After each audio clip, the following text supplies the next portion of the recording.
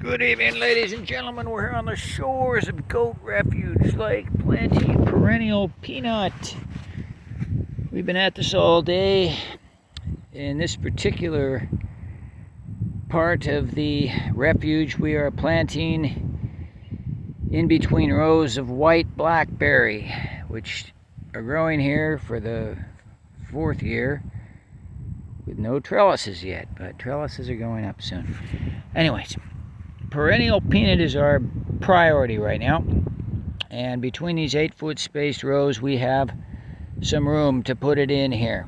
We've been growing mainly carrots between the rows for the last few years, and we're going to continue to do that with some of these rows, but we've got parts of this blackberry grove now where we're going to get the perennial peanut established in here. We still plan to grow tropical hibiscus in the rows, but it's going to be harvested very aggressively so as to not shade out the perennial peanut. It's going to be raised for its leaves. It's going to be raised to produce hay for winter sustenance for the goats. And that means frequent trimmings of leaves, drying, and baling into hay. Perennial peanut is typically harvested June, August, and October, 3 times during the summer here in this part of the world where perennial peanut can even exist, because it can't grow too far down south and it can't grow any further north than where we are in Zone 8A. Anyways, basically, I have a little orange pumpkin marking my last row there, and then I've got about a foot and a half over 2 other pots that kind of give me some orientation on my plantings. I'm basically shimmying across and putting in the smaller leafed rhizomes every 1.5 feet basically. And if I think that one little rhizome there is too small, I'll pop in another.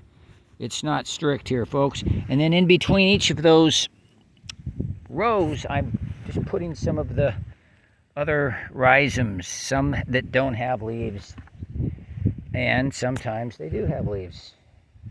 There's one. See, there's some of the leaves. Just getting some extra ones in there. This is a high density planting. Tossing a little fluffy, sandy, loamy soil over it.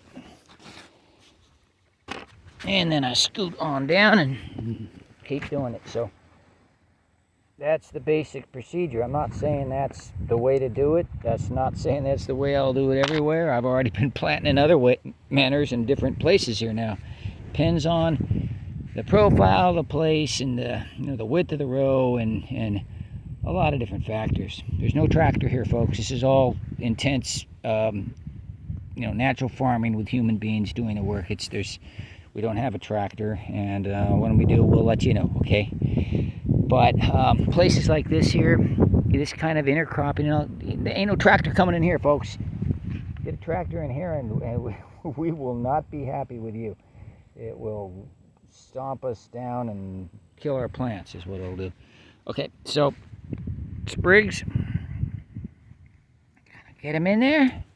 And again, a little line in between the 2 rows and just toss them in there. Don't be so meticulous about getting them upright with the leaves above at this stage. Just get them in the ground and sprinkle a little dirt over it basically. Oh, I've removed bahia grass rhizomes that remained in here. I tilled this up and removed some blackberry volunteers, and by tilling, of course, I'm going to have a lot more volunteers. But that's all good. We're always filling in holes and expanding a bit with the blackberry growings. So it's time for me to proceed on to the next segment, and then I'll be going down here a little bit further till we get to that blackberry root patch there from last year. Yeah, I put a bunch of roots in there, just roots, and wow, they grew up like crazy, and now they're just nice and big, and I was already planning to transplant them earlier, but anyways. There's a lot of things to do. There's never enough time for it all, but we try to react to what we think is the top priority, and right now it is perennial peanut, folks. I want to get in. I got a lot of it, and it's not going to last. If I got to try to keep it moist, I try to keep it conditioned and get it in the ground before it's too late, because it's not going to live out of the ground too long. There's other places where I'm going to be running a tighter row. Sandy loamy, I'm going to be running it and then just coming down and just pretty much one strip, okay? Not the wider cross row with all the 1.5 foot space. No, it's going to be quicker, faster, and just get it in the ground. There is going to be a lot of covering with compost and leaves here. We know that perennial peanut loves that. It's going to thrive with more of that in the soil here, and covering it as it's growing.